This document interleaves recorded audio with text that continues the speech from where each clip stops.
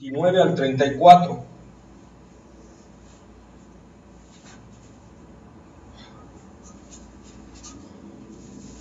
Juan capítulo 1, versículos 29 al 34. 29, 34. Juan capítulo 1, versículo. El siguiente día vio Juan a Jesús que venía a él y dijo: He aquí el Cordero de Dios que quita el pecado del mundo. Este es aquel de quien yo dije: después de mí viene un varón, el cual es antes de mí, porque era primero que yo. Y yo no le conocía, mas para que fuese manifestado a Israel, por esto vine yo bautizando con agua. También dio Juan testimonio diciendo: Vi al Espíritu que descendía del cielo como paloma y permaneció sobre él. Y yo no le conocía. Pero él que me envió a bautizar con agua, aquel me dijo: sobre quien veas descender el Espíritu y que permanece sobre él, ese es el que bautiza con él el Espíritu Santo. Y yo le vi y he dado testimonio de que este es el Hijo de Dios. Amén. ¿Verdad? Entonces nosotros vamos a ver aquí, podemos titular a Juan capítulo 1, versículos 29 al 34 como Jesucristo, el Cordero de Dios. ¿Sí? El versículo 29 tiene una parte muy importante, le vamos a dedicar un tiempo muy especial porque así lo requiere. Dice el Juan 1:29, el siguiente día vio Juan a Jesús que venía a él. O sea, Jesús venía hacia donde estaba Juan bautizando, ¿verdad? Y dijo Juan: he aquí, o sea, señalando a Cristo, he aquí el Cordero de Dios que quita el pecado del mundo. Nosotros tenemos que ver aquí una cuestión muy importante. Juan está diciendo: he aquí el Cordero de Dios. ¿Sí? Y Juan inmediatamente está haciendo simbolismo posiblemente al Cordero Pascual, al de la Pascua, ¿verdad? Al que se sacrificaba en la Pascua, o al Cordero de la expiación, o al Cordero de la ofrenda por el pecado, ¿verdad? Entonces, inmediatamente Juan lleva esa alusión. ¿Por qué? Porque la multitud que está reunida con Juan no son gentiles, son judíos. Entonces pueden entender claramente cuando Juan les está señalando a Cristo y les está diciendo: he aquí el Cordero de Dios. He aquí ese Cordero perfecto. He aquí ese Cordero que viene. Sobre qué Cordero es, como les decía, si es de la Pascua, o es de la expiación, o es de la ofrenda por el pecado, ¿verdad? Hay un debate ahí por cuál sea. Yo digo, no debatamos, son los tres, punto, ¿verdad? Pero quizá más enfáticamente, Juan está hablando del Cordero Pascual, ¿sí? Del Cordero Pascual, ese Cordero que se sacrificó, ¿se acuerdan? Antes de la salida de Israel, de Egipto, cuando Dios les manda aquí, dice: van a hacer el Cordero, y la sangre del Cordero la van a poner en los dinteles de las puertas y de las ventanas, ¿verdad? Lo van a poner la sangre, ¿para qué? Para que cuando pase el ángel de la muerte, no pase sobre esa casa, ¿verdad? Entonces, eso es simbolismo de lo que es el pecado y de lo que hace el sacrificio de Jesucristo. Hace que la muerte no tenga efecto sobre nuestras vidas. Y aquí entonces entendemos, no la muerte física, y quiero aclarar, la muerte física sí tiene efecto sobre nosotros, ¿verdad? Nos quita, nos separa de nuestra alma, de nuestro cuerpo. Pero estamos hablando de una muerte más fuerte, de una muerte más especial. Y acordémonos que con la Escritura, cuando habla de muerte, no está hablando de dejar de existir, está hablando de separación, ¿verdad? Exacto. Así es, la muerte física es el alma del cuerpo, la muerte espiritual, mi separación de Dios, ¿verdad? Sin Cristo estoy muerto espiritualmente, ¿qué quiere decir? Estoy separado de Dios totalmente. Y la segunda muerte, o la muerte eterna, que es la separación definitiva del hombre con Dios, ¿verdad? Entonces, muerte no significa dejar de existir, muerte significa separación. Entonces, en Israel, ¿verdad? Cuando Israel iba a salir de Egipto, el ángel de la muerte venía y donde veía que estaba la sangre del Cordero, no tocaba esa casa. Pero en todas las demás casas, sin excepción, mató al primogénito. ¿Ok? Entonces, eso simboliza el pecado. El pecado viene y va destruyendo todo, pero donde esté la sangre de Cristo, ¿verdad? Ahí no va a tocar. Ahí no va a tocarlo. Ahí tiene que respetar y hacerse a un lado, ¿sí? Y ahí podemos entender Romanos 8:1. A ver, vayamos a Romanos capítulo 8, versículo 1, por favor.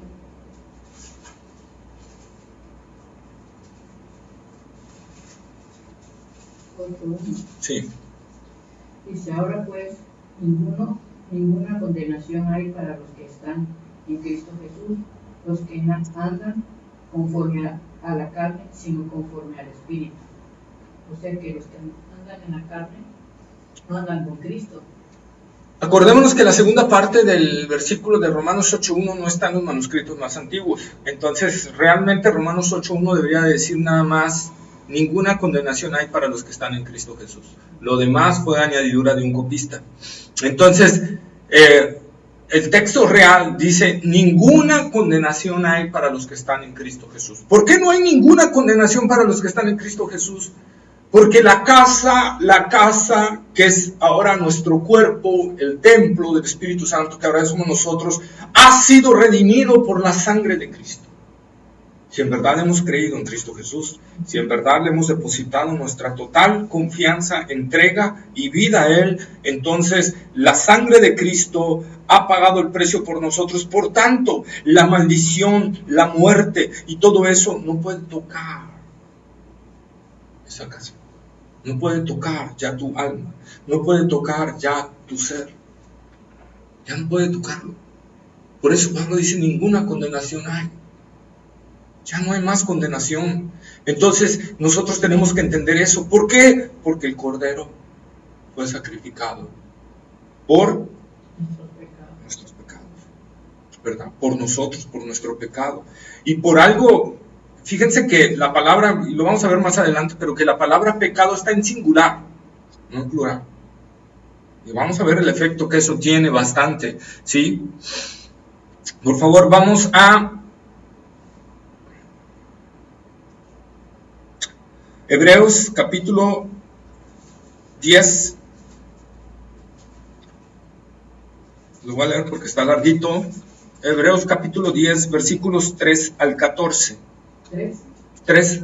Hebreos capítulo 10, versículos 3 al 14.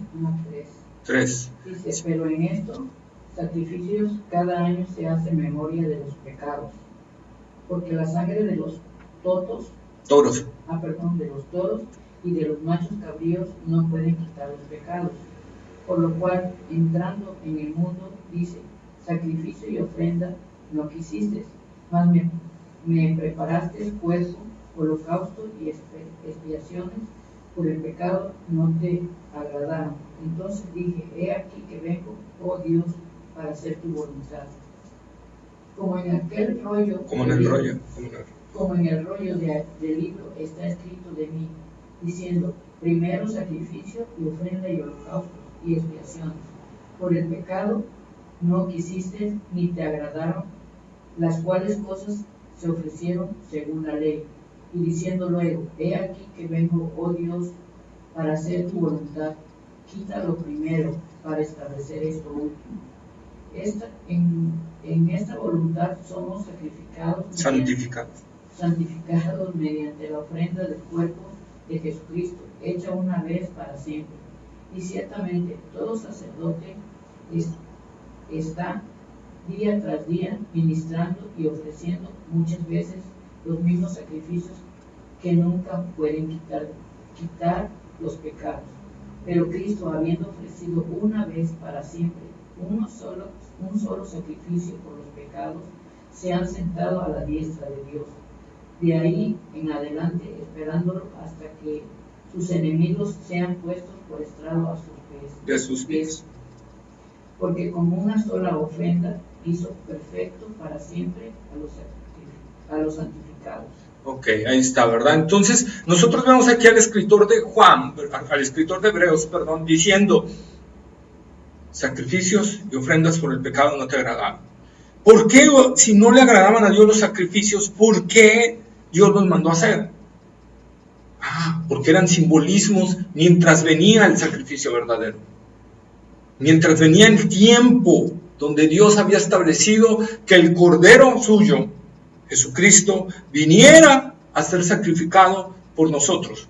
Todos los sacrificios de animales, ¿verdad?, era solo una ilustración, un simbolismo del verdadero sacrificio que ocurriría años atrás, ¿verdad?, con Cristo Jesús. Entonces, el Antiguo Testamento está lleno de figuras que nos hablan de Cristo.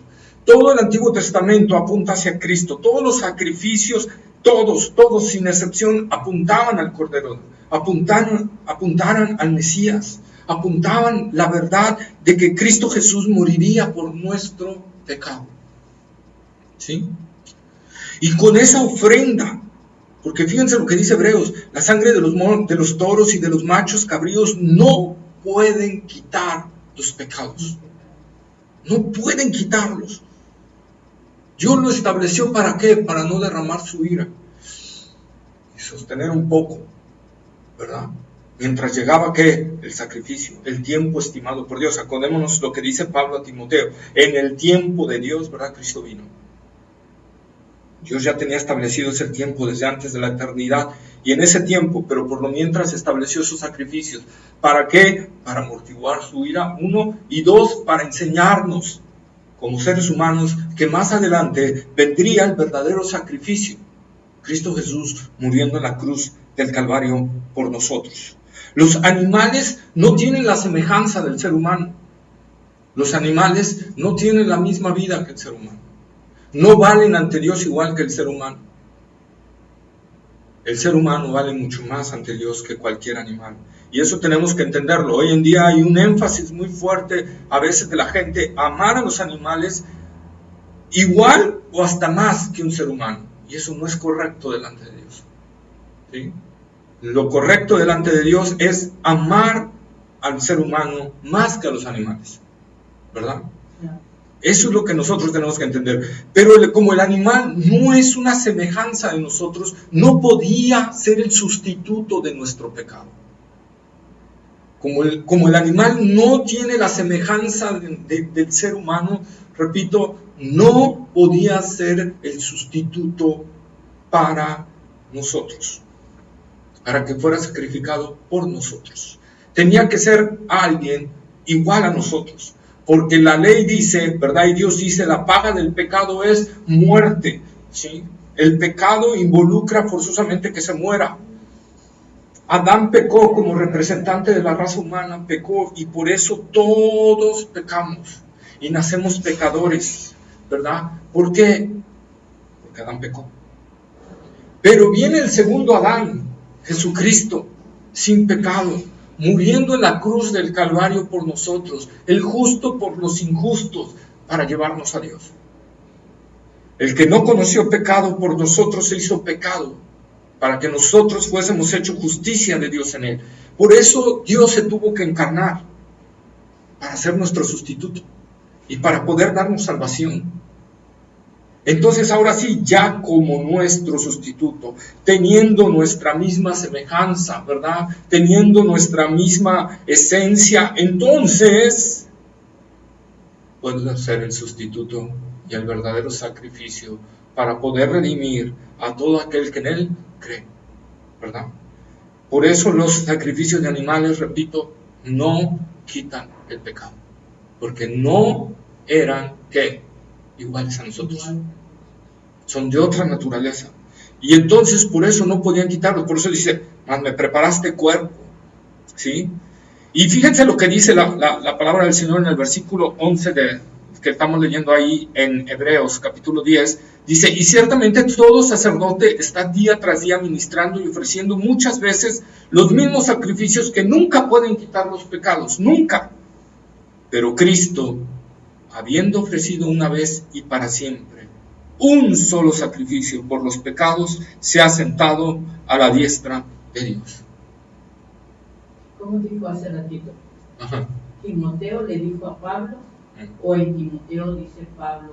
Pablo le dice a Timoteo. Pablo le dice a Timoteo. Pablo le dice a Timoteo que en el tiempo establecido por Dios, ¿verdad? Los tiempos los tiene Dios. Los tiene Dios. Y en el tiempo establecido por Dios, Jesucristo vino a este mundo a morir por nosotros. En el tiempo de Dios. Así también en el tiempo de Dios será su segunda venida. Acordémonos de lo que Cristo dijo antes de partir, cuando los apóstoles dijeron: ¿Cuándo compondrás todo esto? ¿Cuándo regresarás otra vez? A vosotros no os toca saber los tiempos y las sazones que el Padre puso en su sola potestad. Entonces, en el tiempo establecido por Dios, Jesucristo vendrá por segunda vez. Así como cuando vino la primera vez, fue en el tiempo establecido de Dios. Ni un día antes, ni un día después. Por lo tanto, es incorrecto totalmente que yo diga que puedo atrasar la venida del Señor. Ningún ser humano puede atrasar la venida del Señor. Ni nadie la sabe. Ni nadie la sabe. Podemos ver por las señales que dice la Biblia que está muy cerca, pero poner fechas no podemos hacerlo. Pero hay una tendencia de creer que si no hacemos ciertas cosas podemos retrasar la venida del Señor. Eso no es cierto, es antiescritural. Dios ya ha establecido una fecha en la cual Cristo vendrá y Él la tiene estipulada. Y Dios no es un ser mutable, un ser cambiable, un ser que dice: bueno, la muevo para acá. Bueno, ahora ya se alinearon, bueno, la voy a acercar. Ya se volvieron a acercar, la voy a alejar. No, Él ya tiene un día, una fecha, una hora en la cual el Hijo del Hombre vendrá por segunda vez, y no tiene nada que ver con la voluntad humana, sino con la sola voluntad de Dios. Así como la primera venida, nada tuvo que ver la voluntad humana de que Cristo viniera por la primera vez que vino, nada tuvo que ver la voluntad humana.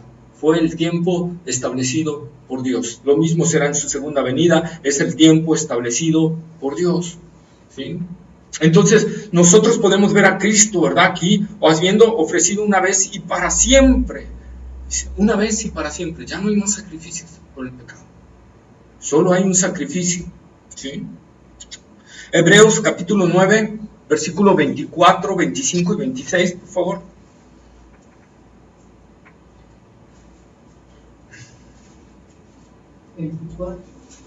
Hebreos capítulo 9, versículo 24, 25 y 26. Dice: porque no entró Cristo en el santuario hecho de mano, figura del verdadero, sino en el cielo mismo, para presentarse ahora por nosotros ante Dios, y no para ofrecerse muchas veces, como entra el sumo sacerdote en el lugar santísimo cada año con sangre ajena. De otra manera, le hubiera sido necesario padecer muchas veces desde el principio del mundo, pero ahora, en la consumación de los siglos, se presentó una vez para siempre por el sacrificio de sí mismo para quitar de en medio el pecado. Ahí está, ¿verdad? El sacrificio de Cristo se presentó una sola vez y para siempre. Y ya nada más. ¿Y qué hizo ese sacrificio? Quitar de en medio el pecado. El pecado, no los pecados. ¿Ok? Entonces nosotros estamos viendo que todo aquel que cree en Cristo Jesús realmente como Señor y Salvador de su vida, quien ha entregado su voluntad a Él, quien ha entregado su confianza en Él, entonces, ¿qué ha hecho Cristo? Ha quitado el pecado de en medio, y el pecado que hacía ponía una barrera entre nosotros y Dios. ¿Qué le dijo el profeta Isaías al pueblo de Israel? Sus pecados han hecho una pared entre ustedes y Dios. Que Dios les dijo en Deuteronomio cuando las maldiciones: mas si ustedes no obedecieren, ¿verdad? Yo voy a cerrar los cielos y voy a ponerlos como hierro, de tal manera que no suban ninguna de sus oraciones. Entonces nosotros tenemos que entender que eso es lo que hacía el pecado. Ponía una barrera entre nosotros y Dios, de tal manera que no podíamos llegar absolutamente a Dios. Por lo tanto, el sacrificio de Cristo ha roto esa barrera, ha quitado de en medio esa barrera llamada pecado, ¿verdad? Y ahora por eso también dice que tenemos libre acceso al trono de la gracia, por medio de Cristo Jesús. ¿Por qué? Recordemos, ¿por qué? Porque el sacrificio de Cristo hizo que a Él se le cargara mi pecado y a mí se me cargara la justicia de Cristo. Por lo tanto, Dios me ve justo, no porque lo sea, sino por el sacrificio de Cristo. por Él. A la hora de yo de depositar mi total confianza en Él y entregarle mi voluntad al Señor, entonces la justicia de Cristo viene y es injertada en mi vida a través del Espíritu Santo, y eso hace que Dios me vea justo. ¿Por qué? Porque Él ve la justicia de su Hijo en mí. Y por eso yo puedo entrar libre acceso. Y por eso el pecado ya no me puede impedir. Ya no me puede impedir el acceso al Padre. Por eso el pecado ya no puede impedir mis oraciones. Por eso el pecado ya no puede impedir mi vida espiritual con Dios. Si algo lo impide es porque quiero. A un hijo de Dios nacido de nuevo que no quiere orar, que no quiere estudiar la Biblia, que no quiere, ¿verdad?, que quiere vivir en una vida pecaminosa, es porque quiere vivir así. Y necesita arrepentirse, porque vendrá la disciplina de Dios. Pero ahora en Cristo Jesús, ese pecado, ¿verdad?, que nos tenía presos, que dice Pablo que éramos esclavos de él, esclavos del pecado, ha sido quitado de en medio. Ahora ya no soy esclavo. Sí soy esclavo de Cristo, ¿verdad? Pero soy un esclavo que Él amo, es bueno, bondadoso, misericordioso y que me da cierta libertad. ¿Cómo usas esa libertad que hay en Cristo? ¿Cómo usas esa libertad que el Señor te ha dado? ¿La usas en darle gloria, honra y alabanza, o la usas para tus fines y tus propósitos? Para darle honra y gloria. Analicemos nuestra vida. Todos tenemos que analizarla, hasta yo. Todos tenemos que analizarla y ver qué estoy haciendo con mi vida. ¿Qué estoy haciendo? En realidad estoy glorificando a Dios con todo lo que hago. Es como si nos dijera que hay dos caminos, el angosto y el ancho, el que tú quieras. Nos da libre albedrío, ¿no? Puede decirse. Por eso Él dice que, porque usted está diciendo que nos da libertad. Pero ¿para qué nos da libertad? Para leer su palabra, para cumplirla, para someternos a la palabra de Dios. Sí. O sea, someternos a Él. Sí. Ojo con lo que dije. Yo dije cierta libertad. Sí, no nos da plena libertad. No nos da toda la cierta libertad. Sí, porque entonces, si nos diera libertad toda, pues seríamos igual que los del mundo, ¿no? Exacto. ¿Por qué? Porque el Señor a sus hijos va a corregir. Si yo no ando rectamente, el Señor me va a corregir y va a traer disciplina a mi vida. Muchos cristianos están siendo sometidos a la disciplina de Dios, ¿verdad? Otros están viviendo como si fueran cristianos y creen que son cristianos cuando no lo son. Y por lo tanto no viene ni una disciplina de Dios a sus vidas. Pero esos son los que van en Mateo, ¿verdad? Los que van a exclamar en aquel tiempo, Señor, Señor. Yo por eso les digo, examinémonos bien. Y yo no lo digo por nada, estamos aquí en la total confianza en todo. Yo digo, examinémonos porque, como le dijo Pablo a Corintios, examinaos si estáis en la fe, no vaya a ser que vayas a estar reprobados. Pablo hablándole a la iglesia de Corinto, que él la formó, que él la hizo, bueno, Dios a través de él, pero él obró ahí, él trabajó en esos lugares, y debido al desorden y a todo lo que había en la iglesia de Corinto, Pablo le dice a los hermanos de Corinto, examínense. No vaya a ser que estén reprobados. No vaya a ser que ustedes crean que son y no son. El camino del cristianismo ya lo hemos visto varias veces y como que lo que le venía orando al Señor, Señor, ayúdame a entender este camino. Ayúdame, Señor, a ver la verdad. Si es un camino muy estrecho, si es un camino muy sinuoso, ¿por qué andamos tan cómodos? ¿Por qué nuestra vida cristiana está tan cómoda? ¿Por qué nos sentimos dueños de nuestro tiempo? ¿Por qué nuestra vida no está glorificando al Señor como debiera? En la realidad en nosotros, en nuestra mente está, Señor, el pecado me está afligiendo bastante. Mira todo lo que está pasando, Señor. Ya ven, Señor Jesús, ya ven. A causa del pecado, del gemir, ¿está viendo eso en nosotros? Está viendo en nosotros el Señor. Tengo un tiempo libre, voy a interceder por las almas que no te han conocido, voy a interceder por la iglesia, voy a interceder por esto, o prendo el televisor y me pongo a ver la tele. O me pongo y me meto al Facebook y paso 1 hora o 2 horas ahí en el Facebook. O me pongo a platicar con alguien de cosas y cosas y cosas, y no estoy en contra de que platiquemos de repente con alguien, ¿verdad? Algo. Pero nuestra vida debe de estar centrada en servir a Cristo. En servir a Cristo. ¿Cómo estoy sirviendo a Cristo? ¿Qué estoy haciendo por Cristo? ¿Qué estoy haciendo por su obra? ¿Qué estoy haciendo en gratitud por lo que Él hizo por mí en la cruz del Calvario? Si yo vivo cómodo, tranquilo, llego a mi casa, me siento, no hago nada, vivo, salgo, entro, como, me caso, me doy en casamiento, etcétera, etcétera, etcétera, estoy viviendo una vida normal, pero del mundo. Vivir en el mundo no solo es andar en los antros. Tengo que ir. Ok. Le dejo lo que yo estaba ¿No más caro? por el canal. Ok. Aquí está el canal. ¿Dónde está? Aquí en la mesita. Ok. Me llegaron tarde y me había olvidado que había hecho otro compromiso. Sí, órale, mija, no te preocupes. Sí, pásale. Entonces, el pecado, nosotros tenemos que ver esa parte. Y buscar y decirle, Señor, ¿en qué puedo yo servirte? ¿Qué puedo hacer yo por ti, Señor? ¿Qué puedo hacer, Señor? ¿Qué puedo hacer en mi juventud, en mi edad avanzada, en todo? ¿Cómo estamos sirviendo al Señor? Tiene que haber ese despertar en nosotros, porque la obra que hizo en nosotros es maravillosa. Ha quitado el pecado.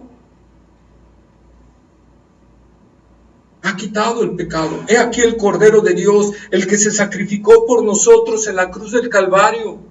El Cordero de Dios, Dios haciéndose hombre. Imaginemos ese sacrificio tan grande, tan glorioso, que Dios se hizo hombre. Dios, el dueño de todo el universo, el creador de todo, hasta de nosotros mismos, se hizo como nosotros para salvarnos a nosotros. Dios no tenía la necesidad de salvarnos. Dios no tenía la obligación de salvarnos. Pero Él nos quiso salvar. Y nos salvó de una gran condenación si hemos nacido de nuevo. Nos salvó de una gran condenación. Oh, qué grande es esa condenación que Dios padeció la cruz del Calvario por ti, por mí, por los que nos están oyendo. ¿Cómo tenemos ese sacrificio? ¿Cómo estamos viendo ese sacrificio de Cristo? Lo estamos viendo como cualquier cosa, estamos cerrados. Si podemos creer que es cualquier cosa el sacrificio de Cristo y que no merece mi entrega, mi devoción, mi pasión, mi tiempo, entonces me estoy equivocando de evangelio. Me estoy equivocando de evangelio. Y si no me creen, vayan a Hechos, vayan a las epístolas y vean a los cristianos que creían realmente en el Señor. Es más, vayan a los evangelios y vean a los cristianos que creían realmente en el Señor Jesucristo. Estaban dispuestos a dejarlo todo. Vean a un Zaqueo levantarse sin que nadie le dijera y decir: la mitad de mis bienes doy a los pobres, y si en algo he defraudado a alguien, se lo devuelvo al cuádruple. Vemos al eunuco con Felipe cuando ve agua y le dice a Felipe: ¿qué impide que yo sea bautizado? Felipe no le dijo: tienes que ser bautizado, tienes que bautizarte, eunuco. Fue algo que salió porque él sabía que le debía obediencia a ese que le estaba salvando, al Cordero de Dios, a Jesucristo. Vemos al carcelero de Filipos, ¿verdad? ¿Qué necesito para ser salvo? Creo en el Señor Jesucristo. Creo de todo corazón. Pablo, ¿puedes ir hoy a mi casa y predicarle a mi familia? Vean los actos inmediatos. No es algo de que, ya soy salvo. Soy salvo.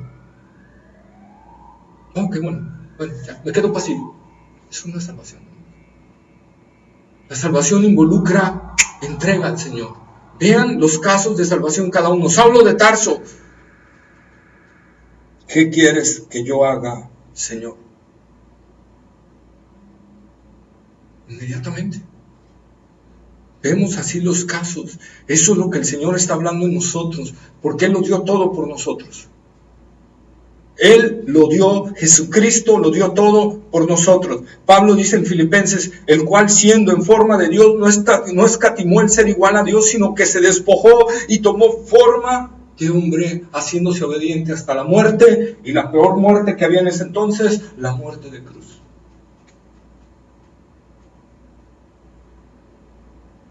Porque era la única forma de quitar el pecado, ¿verdad? Era la única forma de salvarnos a nosotros.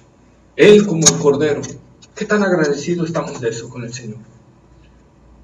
¿Qué tan agradecidos? La gratitud le agrada a Dios. La gratitud le agrada al Señor. Que seamos agradecidos, ¿verdad? Dad gracias en todo, dice Pablo. Sed agradecidos al Señor. Él ha hecho mucho por nosotros. Eso es la salvación. La salvación involucra que tú no hiciste nada y que todo lo hizo el Señor por ti y te ha librado del lago de fuego y azufre, el tormento eterno, por los siglos de los siglos, atormentado día y noche, tormento cruel, despiadado. Es ese. Y el Señor nos ha salvado de eso. ¿Qué tan agradecido estoy por eso? Por eso el Señor dijo, al que más se le perdona, más ama. Cuando yo entiendo todo lo que el Señor me perdonó, yo amo más al Señor. ¿Y cómo demuestro que amo más al Señor? Porque hago más por el Señor. ¿Qué dijo el Señor Jesucristo? El que me ama, guardará mi palabra. Y guardará no significa nada más memorizar, sino que la llevará a cabo. Sino que la pondrá por obra. La muestra de que amas realmente al Señor Jesucristo es que pone su palabra por obra. O en otras palabras, pone su palabra en acción. No solo se queda en dichos, sino en hechos. Y no en hechos de los apóstoles, sino en hechos de acciones. ¿Sí? Entonces estamos viendo esa parte. Entonces dice Hebreos 10:14, porque con una sola ofrenda hizo perfectos para siempre a los santificados. Con una sola ofrenda hizo perfectos para siempre a los santificados. Fíjate, no dice con una sola ofrenda hizo perfectos hasta que pequen. No, dice para siempre. Porque Él ha quitado, como leímos en Hebreos capítulo 9, Él ha quitado el pecado de en medio. Como dijo Juan el Bautista, ese es el Cordero de Dios que quita el pecado del mundo. No solo lo cubre, lo quita. ¿Sí? Yo puedo ocultar una mancha en el piso poniéndole una alfombra, pero la mancha sigue ahí. Eso es lo que hacían los sacrificios de animales. Nada más cubrían.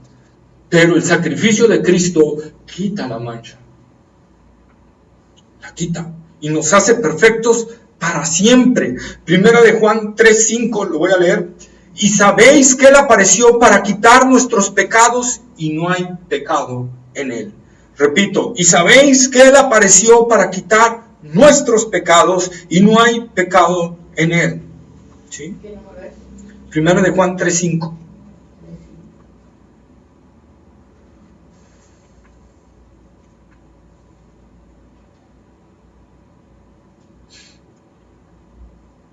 Primera de Juan 1:7, por favor. Primera de Juan 1:7. Bueno, lo voy a leer porque ya vamos a... Anótenlo ahí. Pero si andamos en luz, como Él está en luz, tenemos comunión unos con otros. Y la sangre de Jesucristo, su Hijo, nos limpia de todo pecado. Pero si andamos, esa es la palabra clave, pero si andamos en luz, como Él está en luz.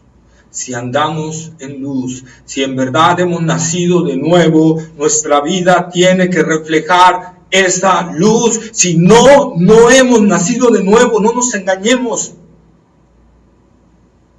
si no ando en la luz de Cristo, si no ando anhelando una vida de santidad, aunque a veces caiga, pero tengo que anhelar una vida de santidad, si no ando en una vida que sirve al Señor, que busca la gloria del Señor, que busca cómo agradar a su Señor, que busca cómo servir a su Señor, entonces no estoy andando en luz. Sigo en tinieblas. Sigo en tinieblas. Sigo en tinieblas. Si sigo cometiendo los mismos pecados de antes, si sigo siendo el mismo mentiroso, si sigo siendo el mismo defraudador de antes de convertirme a después de convertirme, si sigo siendo el mismo mentiroso antes y después de convertirme, si sigo siendo el mismo fornicario o el adúltero o el idólatra o el hechicero o el egoísta o el iracundo, antes y después, quiere decir que no he nacido de nuevo. Que no anda en tinieblas. Que andamos en tinieblas, exactamente. Y por eso es importante que entendamos esta palabra, para que no abramos nuestros ojos y, como le digo a la gente, ¿verdad? Los que están exclamando ahí y están diciendo ahí, Señor, Señor, no están reclamándole al Señor. Están dando un grito de agonía. Saben que están en el juicio del gran trono blanco. Saben que ya no hay salvación para ellos. Y es un grito de agonía. Señor, Señor. No es un grito de reclamo, no es un grito de enojo, no es un grito de justificación, es un grito de agonía. Porque saben que se equivocaron.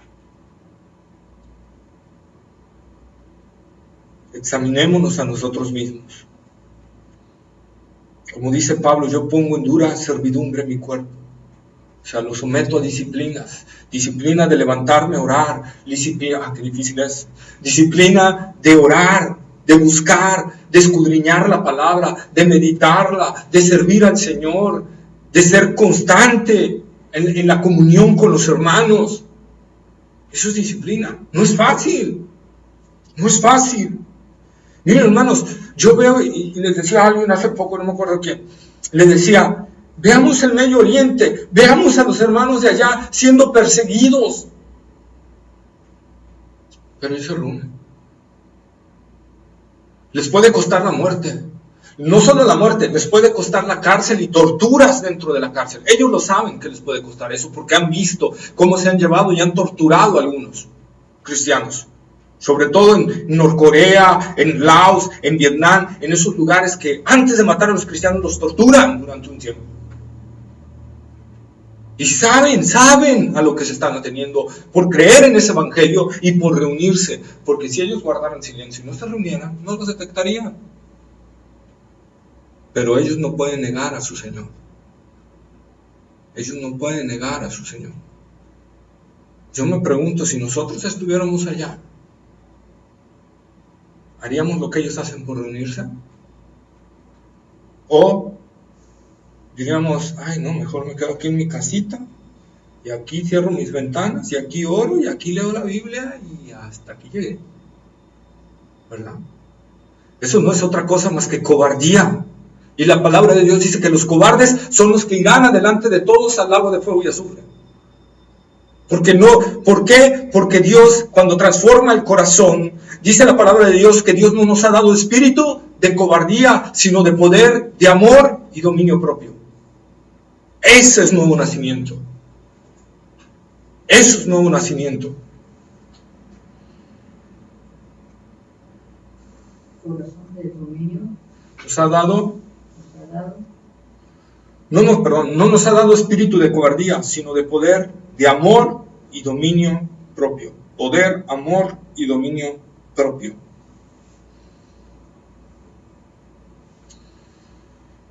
Es cuando hemos nacido de nuevo.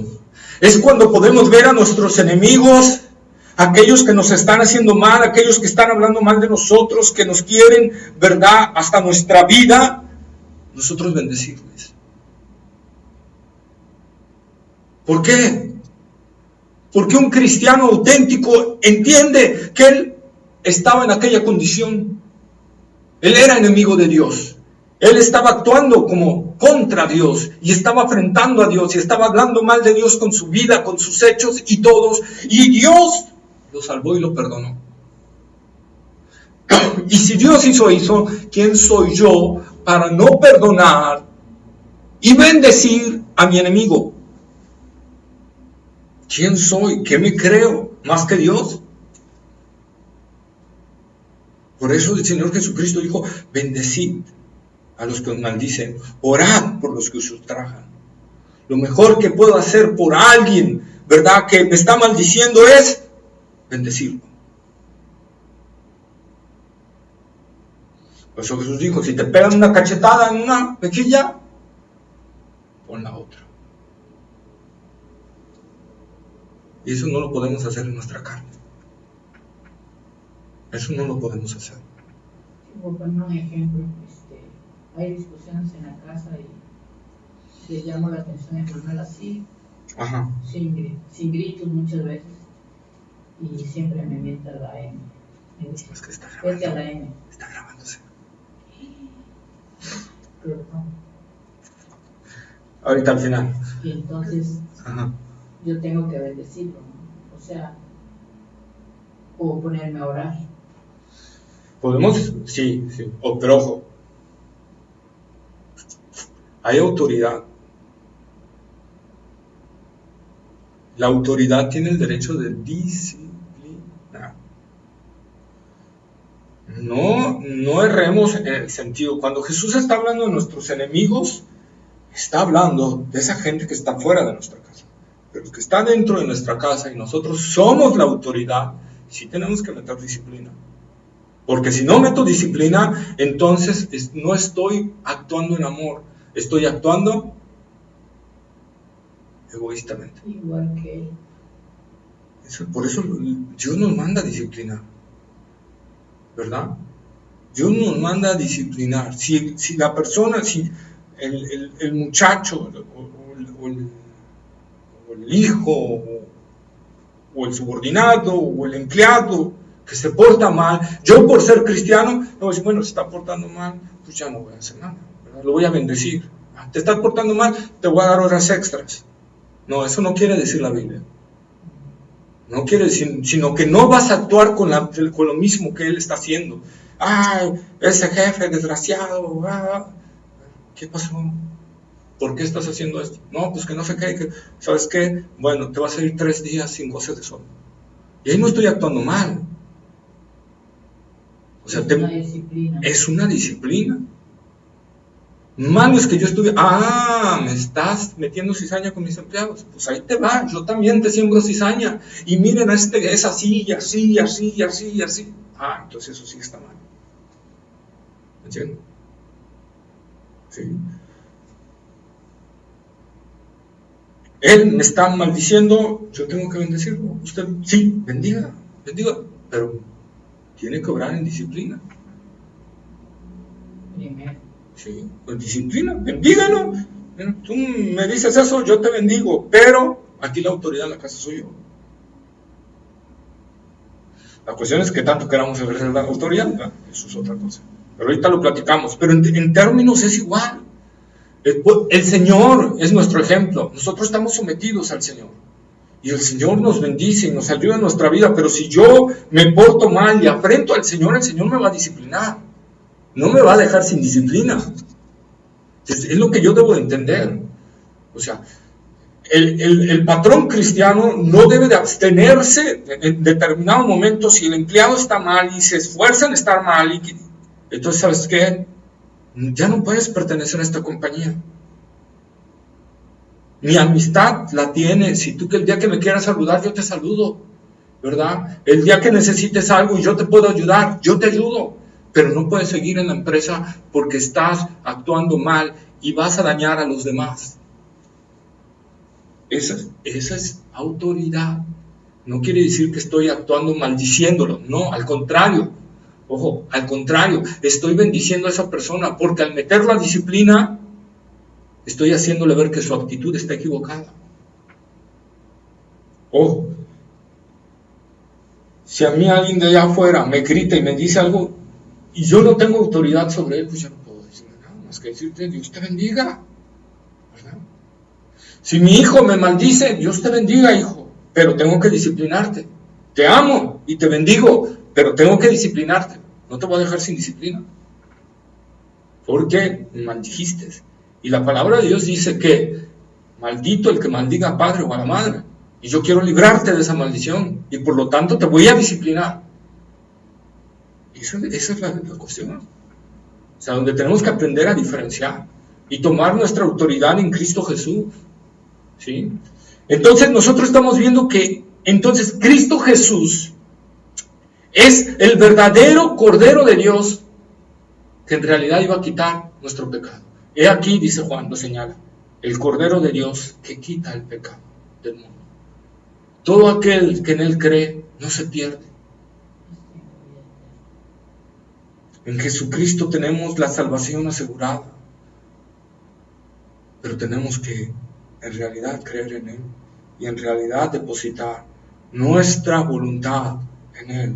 Ya no puede ser mi voluntad porque ahora Él es el Señor de mi vida. Y si Él es el Señor de mi vida, yo no soy libre, debo de entender eso. No es mi voluntad, es lo que Él quiera, lo que Él diga, lo que Él le plazca.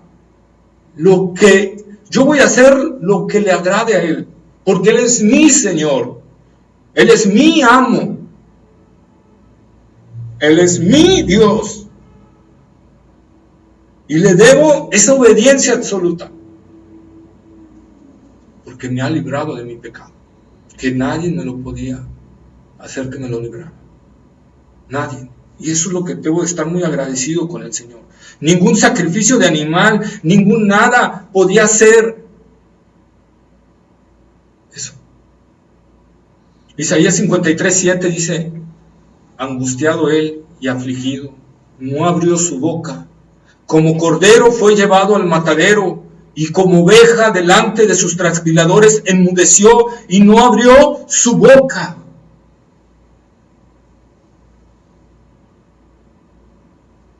Él hizo eso por nosotros. Como un cordero cuando va al degolladero. Como un cordero cuando va a ser sacrificado. ¿Verdad? Él dio su vida en rescate por la nuestra. Como un auténtico cordero no enmudeció y no habló, sino soportó el castigo, ¿verdad? El castigo eterno sobre él, para que nosotros, por medio de su sacrificio, ¿verdad?, nosotros tuviéramos acceso a Dios. Romanos capítulo 12, versículos 1 y 2. Romanos capítulo 12, versículos 1 y 2.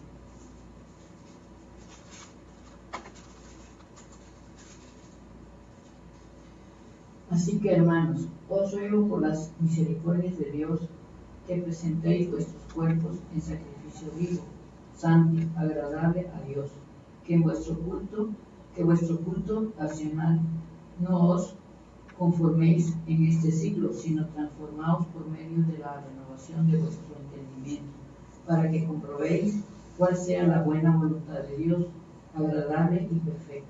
Ok, lo voy a leer en la Nueva Traducción Viviente, me gustó cómo lo tradujo. Dice, por lo tanto, amados hermanos, les ruego que entreguen su cuerpo a Dios por todo lo que Él ha hecho a favor de ustedes, que sea un sacrificio vivo y santo, la clase de sacrificio que a Él le agrada. Esa es la verdadera forma de adorarlo. No imiten las conductas ni las costumbres de este mundo, más bien dejen que Dios lo transforme en personas nuevas al cambiarles la manera de pensar. Entonces aprenderán a conocer la voluntad de Dios para ustedes, la cual es buena, agradable y perfecta. Está más entendible. ¿Es versión qué? Nueva Traducción Viviente se llama. En algunas cosas está mejor, en otras está mejor la Reina. Pero nosotros tenemos que ver esa parte, que es un sacrificio vivo y santo. ¿Santo qué es? Apartado. ¿Santo qué es? quitado del pecado. Si yo sé que estoy pecando en algo con Dios, tengo que aislarme de eso. No puedo seguir en la misma conducta, no puedo seguir en las mismas cosas. ¿Qué dijo Jesús? El que hurte, ya no hurte más. El que miente, ya no mienta más. El que defrauda, ya no defraude más. No puedo venir a Dios y postrarme ante Él levantando manos que no son santas, sino manos manchadas de pecado por causa de nuestra vida pecaminosa. Que no estamos entendiendo que Dios es un ser absoluta, entera e infinitamente santo. Pureza absoluta. Me estoy acercando al Dios vivo con pecado. Y entonces estoy haciendo mal. Cristianos con diablitos en sus casas. Cristianos buscando cómo evadir al jefe, cómo no cubrir las horas, cómo trabajar menos, cómo disminuir sus jornadas sin que el jefe se entere, ¿verdad? ¿Cómo evadir Hacienda? ¿Cómo robar sin que se den cuenta? ¿Verdad? ¿Cómo? Entonces, eso no está agradando a Dios. Debo de cambiar mi conducta. Debo de ir ante el Señor en un sacrificio vivo y santo, porque me estoy acercando al Dios vivo y santo, al Dios que hizo temblar el monte ante su presencia, ¿verdad? Al Dios que es tan santo que los ángeles que no tienen pecado se tienen que cubrir sus rostros para mirar a Dios.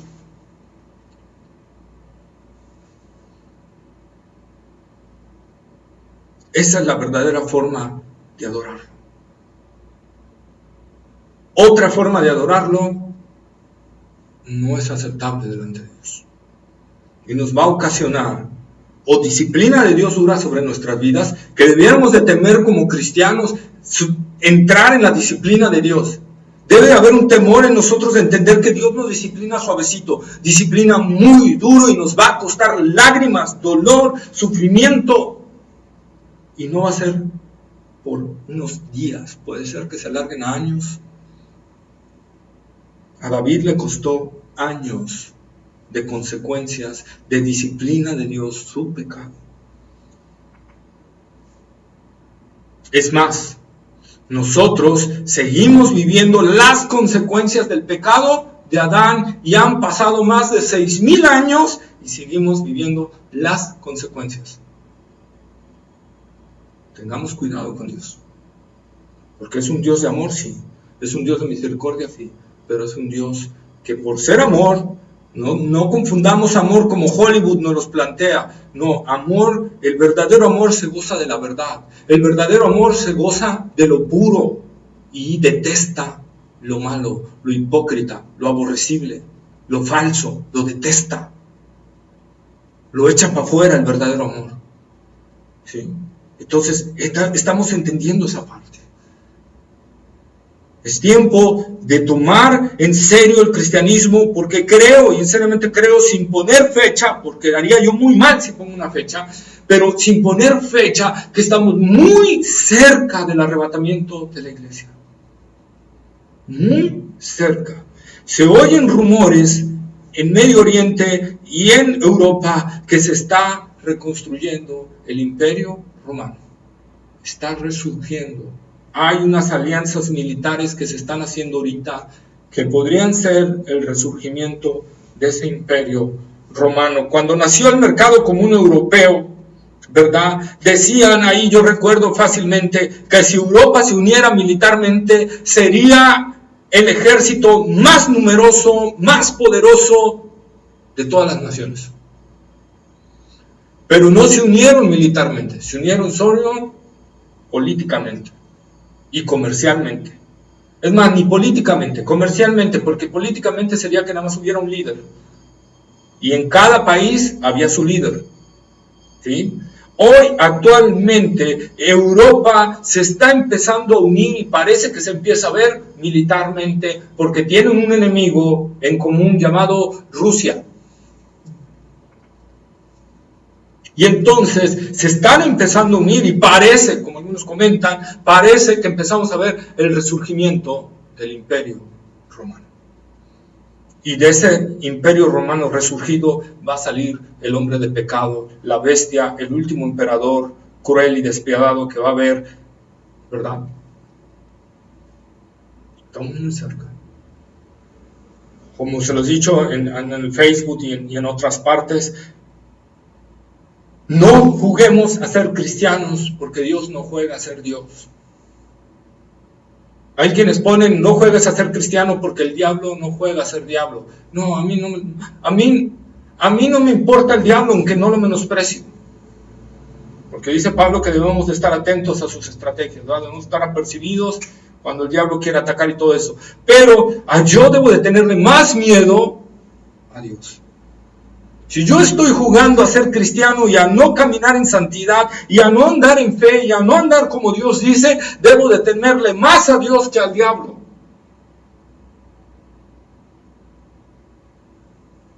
Eso es lo que debe pasar en nosotros. Gente que se atemoriza por el diablo, pero no se atemoriza por Dios. ¿Qué está sucediendo?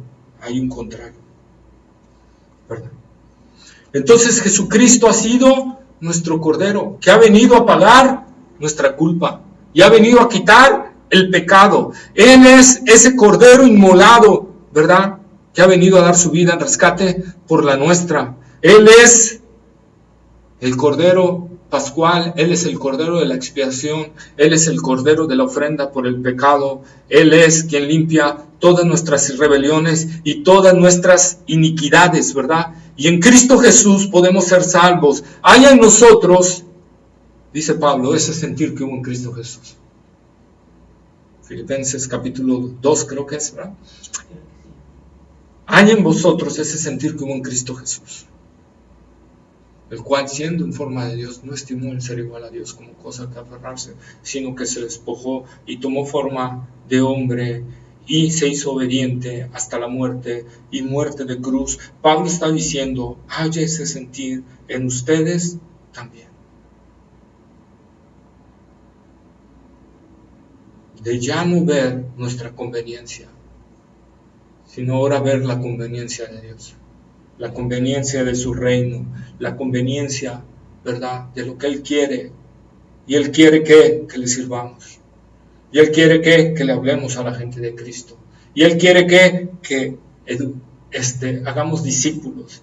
Y Él quiere que yo viva una vida agradable a Él. Que Él quiere que yo sea un adorador en espíritu y en verdad. ¿Qué es lo que Él quiere? Que yo le ofrezca a Él todos los días mi cuerpo como sacrificio vivo, santo, agradable a Dios. ¿Y cómo ofrezco mi cuerpo en sacrificio vivo? Viviendo una vida en santidad. Viviendo una vida de adorador, viviendo una vida de gratitud al Señor y de servicio al Señor. Eso es lo que el Señor está pidiendo por nosotros. Dice William Barclay, hay tesoros maravillosos en esta frase. El Cordero de Dios vuelve a aparecer casi obsesivamente en el Apocalipsis 29 veces. El Cordero de Dios. Fíjense. Se ha convertido en uno de los títulos más preciosos de Cristo. En una palabra resume el amor, el sacrificio, el sufrimiento y el triunfo de Cristo. El Cordero de Dios. ¿Verdad? Recordemos que Juan el Bautista era hijo de un sacerdote, Zacarías. Por lo tanto, sabía perfectamente lo que estaba diciendo. He aquí el Cordero de Dios, que quita el pecado.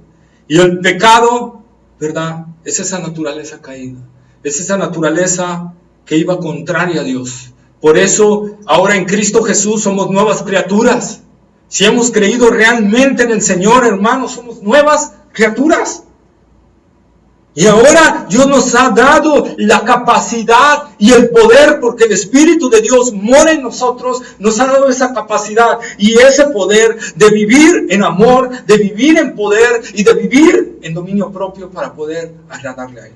Porque ahora tenemos una nueva naturaleza. Dice Pablo, somos nuevas criaturas.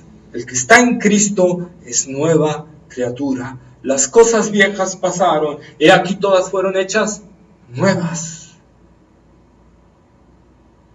Gloria a Dios por eso. Gloria a Dios. Si hemos nacido de nuevo, gloria a Dios por eso. Tenemos el poder para vivir esa vida cristiana. Tenemos el poder para agradarle al Señor. Tenemos el poder para exaltarle a Él y para presentar ante Él nuestros cuerpos en sacrificio vivo, santo, agradable a Él, porque Él nos ha dado ese poder. Él nos ha dado ese poder.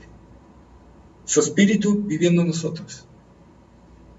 Cuando creíste, dice, fuiste sellado con el Espíritu Santo. Ahora el Espíritu Santo está morando en nosotros. Ahora Él nos está ayudando y en Él tenemos el poder para vivir esa vida cristiana. Cíñete como un verdadero cristiano y busca agradar a tu Señor y busca entregarte a tu Señor y busca servirle a tu Señor en todas las áreas de tu vida. Amén. Amén. Bueno, vamos a orar. Bendito Dios y Padre nuestro, Señor, gracias, amantísimo Dios. Gracias, Señor, porque tu palabra, Señor, es viva y eficaz y más cortante que toda espada de dos filos, que penetra hasta partir el alma y el espíritu, las coyunturas y los tuétanos, y discierne las intenciones y los pensamientos del corazón, Señor. Gracias, Señor, por tu bendita palabra. Siempre tú hablando a nosotros, Señor, a través de ella. Siempre, Señor, tú obrando en nosotros, Señor, porque tú produces tanto el querer como el hacer en nuestras vidas, amado Dios. Y por lo tanto, Señor, hoy nos has dado una palabra, Señor, para tomar en serio la vida cristiana. Porque el sacrificio de Cristo en la cruz del Calvario fue algo maravilloso, fue algo glorioso. Ha quitado el pecado para todo aquel que en Él cree y ha entregado su vida a Cristo, ha entregado su voluntad a Él, Padre. Y ahora, Señor, ese pecado ha sido quitado de nuestra vida, lo cual nos garantiza salvación eterna, lo cual nos garantiza una vida en Cristo Jesús, lo cual nos garantiza una eternidad de gozar del amor, la gracia, la bondad del Dios infinitamente misericordioso por los siglos de los siglos. Y nos ha librado de la ira de Dios eterna, el lago de fuego y azufre. Oh Señor, qué gratitud debe haber en nosotros, Señor. Qué gratitud debe haber en nuestros corazones. Y a veces cuán ingratos somos a lo que tú has hecho por nosotros. Perdónanos, Señor. Perdónanos, Señor, porque qué maravilloso es saber que has quitado el pecado de nuestra vida, Señor. Que ahora, Señor, nuestra alma, nuestro espíritu tiene una nueva naturaleza, Señor, y es la naturaleza de Cristo. Ahora, Señor, tenemos acceso libre al trono de la gracia si en verdad hemos creído en ti. Si en verdad hemos nacido de nuevo y ahora Cristo está en nuestras vidas, entonces debemos de caminar por ese camino angosto y caminar por esa senda estrecha y gozarnos en medio de las tribulaciones, de las angustias, de problemas, de luchas, de enfermedades. Gozarnos, Señor, y darte la gloria, la honra y la alabanza. Que cada paso nuestro anuncie y proclame la grandeza de Cristo. Que cada palabra de nuestra boca, Señor, sea para glorificar a Cristo Jesús, sea para exaltar al Señor Jesucristo, y no sea, Señor, para maldecir, y no sea, Señor, para traer un egocentrismo a nosotros, o para hablar de nosotros o de otra persona, sino que sea para exaltar a Cristo, que podamos decir como Pablo: no quise conocer otra cosa entre ustedes, ni predicar otra cosa más que a Cristo y a este crucificado, Señor. Que así sea en nosotros, Señor. Que así sea en nuestros corazones, amado Dios. Que transformes nuestro corazón de tal manera de anhelar la gloria tuya, Señor, y caminar en esa gloria y vivir en esa gloria, en ese abundante amor que ha sido derramado en nuestros corazones por tu Espíritu, Señor, y que podemos vivirlo porque nos has dado el poder para hacerlo, Señor, por tu Espíritu que mora en nosotros, Padre. Oh Señor, gracias, Padre, por tu palabra. Gracias, Señor. Bendice a todos los que oyeron este mensaje, Señor. Permite que tu palabra, Señor, dé abundante fruto en todos, Señor, para la gloria de tu nombre en Cristo Jesús, Señor nuestro. Señor, gracias. Y gracias también, Señor, por los hermanos que se dispusieron, Señor, en su corazón a dar, Señor, para tu obra. Gracias, Señor. Yo te ruego, Señor, que tú los bendigas abundantemente, Señor, con tus bendiciones, sobre todo, sobre todas las cosas, Señor, espirituales, Señor, que crezcan en Cristo Jesús y que, Señor, tú los bendigas más aún en el cielo, Señor. Gracias en el nombre de Jesús. Amén, Señor. Amén.